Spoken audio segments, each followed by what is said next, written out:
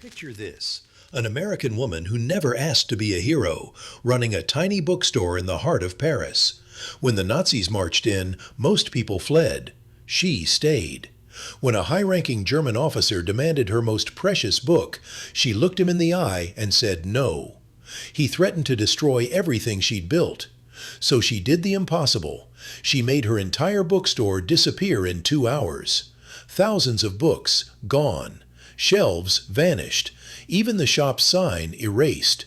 The Nazis returned to find empty walls. This is the true story of how one stubborn American woman saved the library of the lost generation from the Third Reich, spending 6 months in an internment camp for her defiance, and lived to see Ernest Hemingway himself arrive at her door in a jeep on Liberation Day. Sometimes the greatest acts of resistance aren't about picking up weapons. Sometimes they're about refusing to let go of the things that make us human. December 9th, 1941, Rue de l'Odéon, 6th arrondissement. The afternoon light slanted through tall windows, turning dust motes into tiny galaxies above the stacks of books that climbed toward the ceiling like sedimentary layers of human thought. Sylvia Beach stood behind her wooden counter, her hands flat against its scarred surface, and felt the particular silence that precedes catastrophe. The kind of quiet that isn't peaceful, but pressurized, like water backing up behind a dam. The German officer's boots had left scuff marks on her floor. She could still hear the sharp crack of his heels on the wooden planks, still smell the mixture of leather polish and cigarette smoke that had entered with him.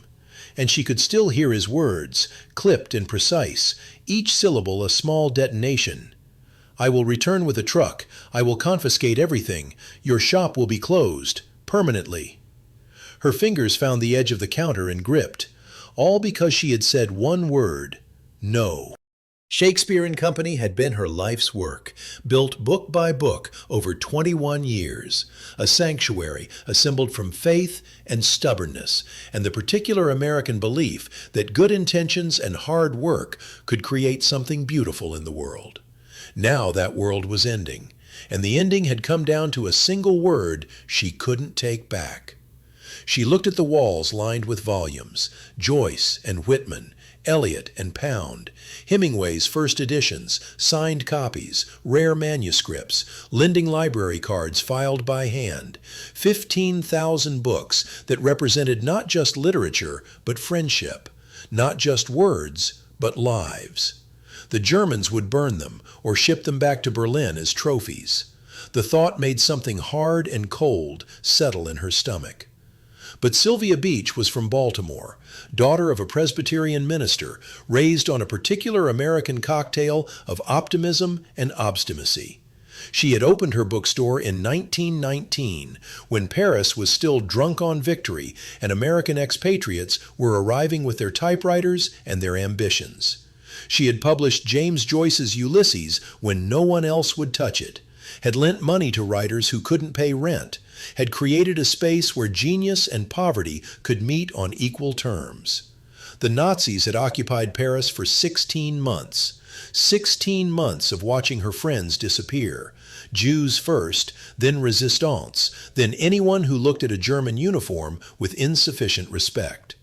16 months of ration cards and curfews, of learning to walk with your eyes down, of swallowing your words before they could get you killed.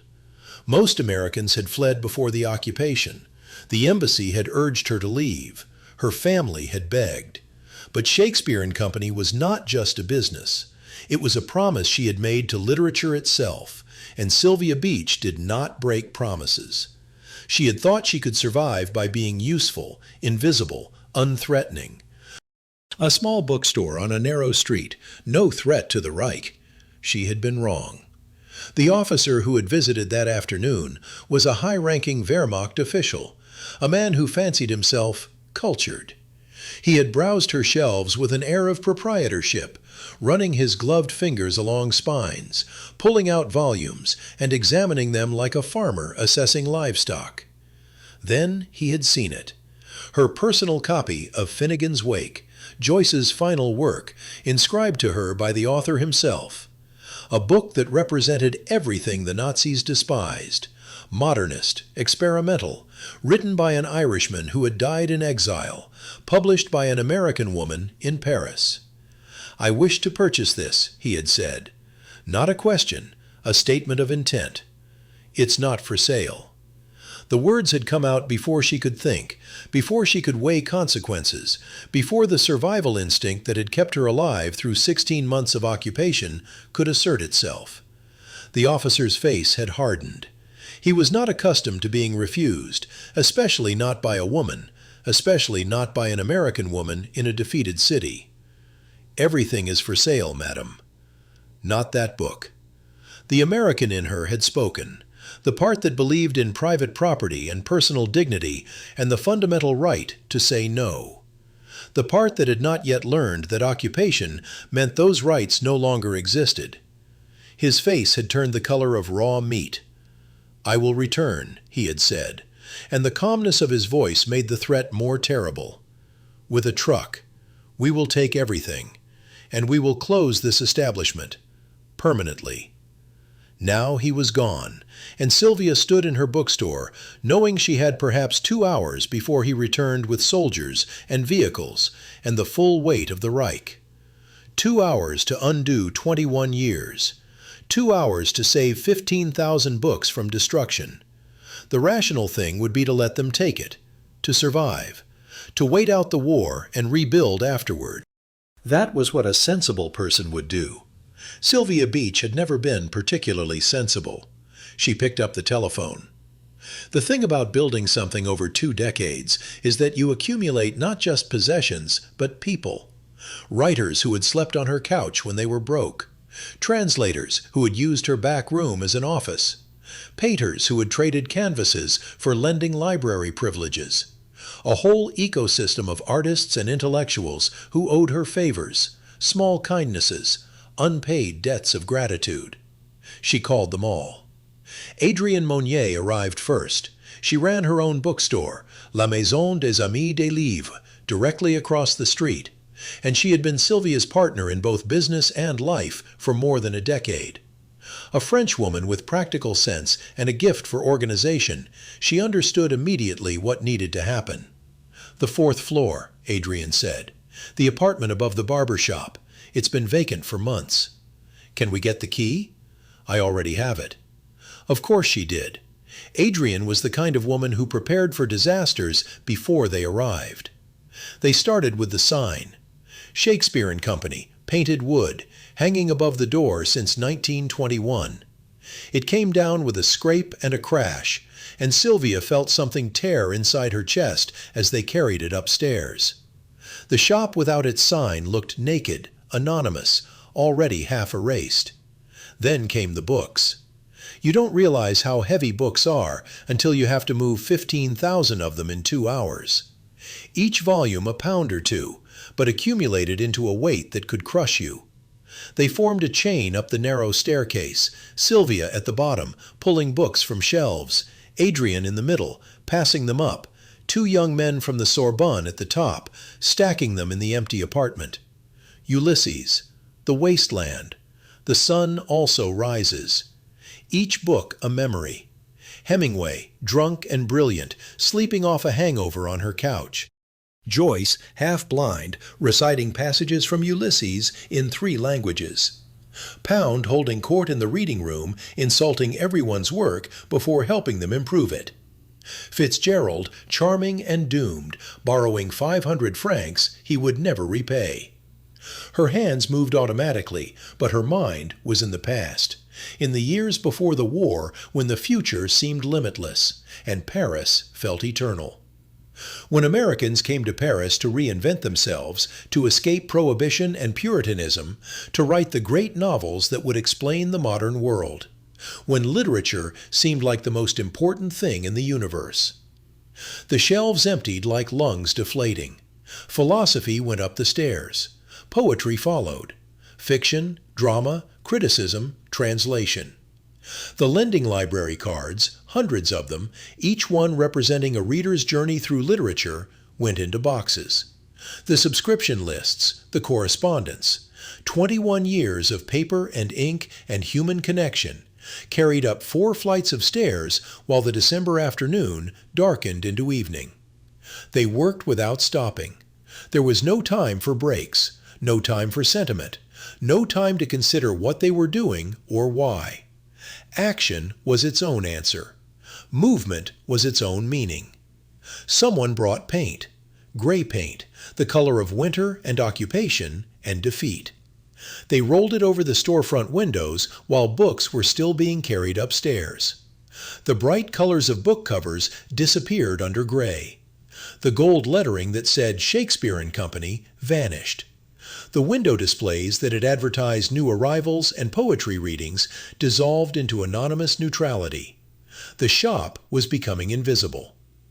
Furniture was harder than books. The wooden chairs where writers had argued about surrealism and socialism. The reading table where manuscripts had been edited and manifestos drafted. The lamp that had burned late into the night while Sylvia worked on Joyce's proofs.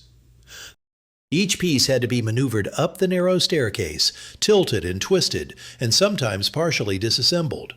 Sylvia's shoulders ached. Her hands were raw.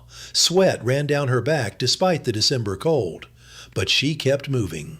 American stubbornness, her father had called it, the refusal to accept defeat, even when defeat was the only logical outcome. By 7 o'clock the street was dark, except for the occasional German patrol. They worked by flashlight now, moving quietly, trying not to attract attention. The occupation had taught everyone in Paris how to become invisible, how to conduct your life in the margins and shadows, how to survive by not being noticed. The last items were the most personal. Her desk, where she had written countless letters to writers and publishers. The photographs on the wall, Joyce and Hemingway and Fitzgerald, all of them younger, all of them still alive in those frozen moments. Her own books, the ones she had been reading before the world ended. She carried them up herself, these final pieces of a life she had built. By 8 o'clock the transformation was complete. Shakespeare and Company had vanished. The storefront was now just gray walls and dark windows, indistinguishable from a dozen other closed shops on the street. You could walk past and never know a bookstore had existed there. Never know that inside those walls literary history had been made. Never know that Sylvia Beach had published the most controversial novel of the 20th century, had created a sanctuary for genius, had believed that books could change the world. She stood on the street and looked at what remained. Nothing. Just another empty shop in occupied Paris. Just another small death in a city full of endings. But 4 floors above, in a cramped apartment that smelled of dust and old wood, 15,000 books waited in the darkness, survived, saved, hidden from the Reich. Adrian put her arm around Sylvia's shoulders. "He'll come tomorrow and find nothing. He'll know," Sylvia said. "He'll know I did this deliberately." "Yes." "There will be consequences." "Yes." Sylvia nodded. That was fine. She had known there would be consequences when she said no. The moment that word left her mouth, she had chosen this path. Not because she was brave, she was terrified, but because some things mattered more than safety. Some lines you couldn't cross without losing the part of yourself that made you human. She was an American in an occupied city, powerless and vulnerable. But she had her stubbornness. She had her refusal to surrender. She had the particular defiance that comes from believing that individual choices matter, that one person saying no can make a difference, that you don't have to cooperate with your own destruction. The Nazis could take Paris. They could put jackboots on every corner and swastikas on every building. They could rule by fear and force and the threat of violence. But they couldn't make Sylvia Beach sell them James Joyce's final book. They couldn't make her help them. She had made her bookstore disappear. It was the only magic she knew. The officer returned the next afternoon with 3 soldiers and a truck, exactly as promised. Sylvia watched from a window across the street as they pounded on the door, then forced it open. She could see their confusion, their anger, their disbelief. They had come to confiscate a bookstore and found empty walls. They stayed for an hour, searching, probably thinking the books were hidden somewhere inside. When they left, their hands were empty and their faces were dark with rage. You don't humiliate the Reich without consequences. 3 weeks later, the Gestapo came for Sylvia. They arrested her on December 30th, 1941. No charges, no trial, no explanation needed. Americans were enemy aliens now. Pearl Harbor had changed everything. But Sylvia knew this arrest wasn't about nationality. It was about the empty bookstore, about the word no, about refusing to cooperate with her own erasure. They sent her to an internment camp in Vittel, a former spa town in the Vosges Mountains. 6 months of cold barracks and inadequate food, of watching other prisoners break under the grinding daily humiliation of captivity, of wondering if this was how her story ended, not as a publisher or a literary figure, but as a number in a German administrative system. But she was Presbyterian stock, raised on hardship and endurance, and she had survived worse. She had survived poverty in Paris. She had survived Joyce's endless revisions and Hemingway's mercurial moods and the depression that had nearly closed her shop. She could survive 6 months in an internment camp.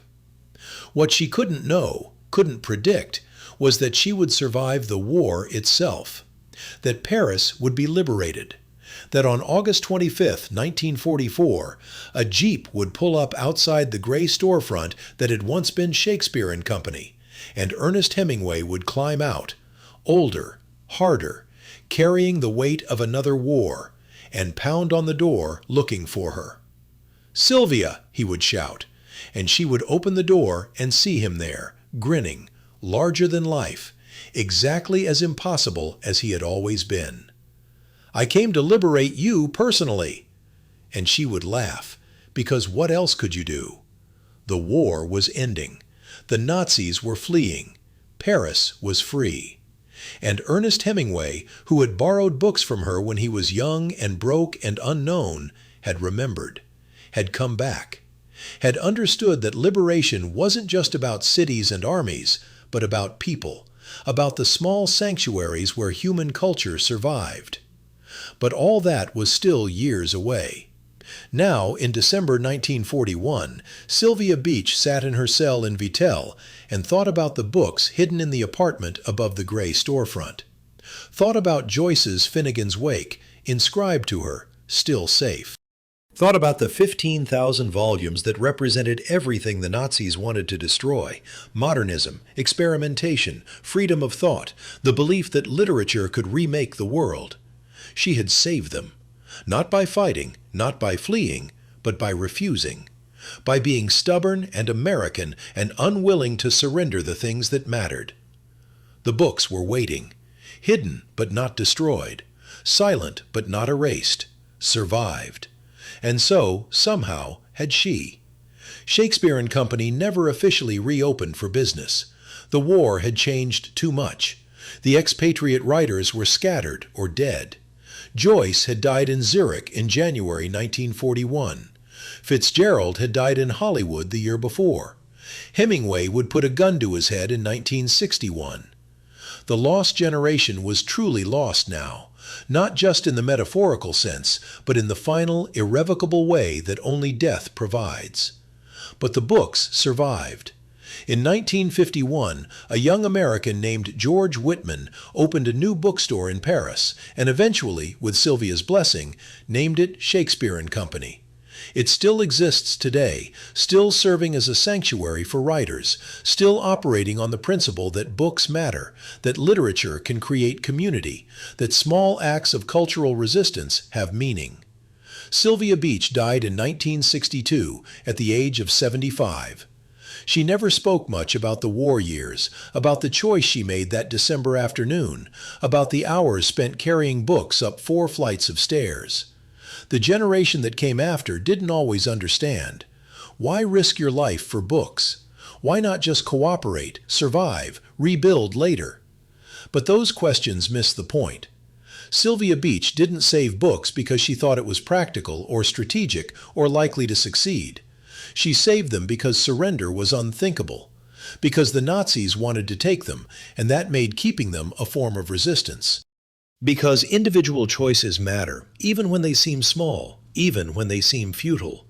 She was an American woman who never set out to be a hero. She opened a bookstore because she loved literature. She published Joyce because no one else would. She stayed in Paris during the occupation because leaving felt like abandonment. And when a Nazi officer demanded her most precious book, she said no, because that was who she was: stubborn, idealistic, fundamentally American in her belief that some things weren't for sale at any price. The decision cost her 6 months in an internment camp. It could easily have cost her life. But it also saved 15,000 books from destruction, saved a piece of literary history, proved that even in the darkest times, even when the future looks impossible, individual acts of defiance matter. The officer who threatened her is forgotten now. His name, his rank, his decorations, all erased by history. But Shakespeare and Company is remembered. Sylvia Beach is remembered. The books survived. Sometimes that's enough. Sometimes survival itself is the victory. On August 25, 1944, when Hemingway arrived at her door in his Jeep, Sylvia Beach opened it and smiled. Paris was free. The war was ending. The Nazis had lost. And somewhere in an apartment above a former bookstore, 15,000 books waited in the darkness, ready to be brought back into the light. She had made the right choice. Not the easy choice, not the safe choice, but the right one. The choice that let her look at herself in the mirror. The choice that said some things matter more than survival. The books had survived, and so had she. And in the end, against all the power of the Reich, against occupation and imprisonment and the grinding machinery of totalitarianism, that was the most complete victory imaginable. One woman said no, and that no reverberated through history. That's how revolutions start. Not with armies or proclamations, but with ordinary people who refuse to surrender the things that make them human, who believe that individual choices matter, who understand that the fight isn't always about winning. Sometimes it's simply about not losing who you are. Sylvia Beach never asked to be a hero. She just wanted to run a bookstore. But when the moment came, when history demanded a choice, she chose defiance. She chose the books. She chose herself. And the Lost Generations Library survived the Third Reich because one American woman was too stubborn to say yes.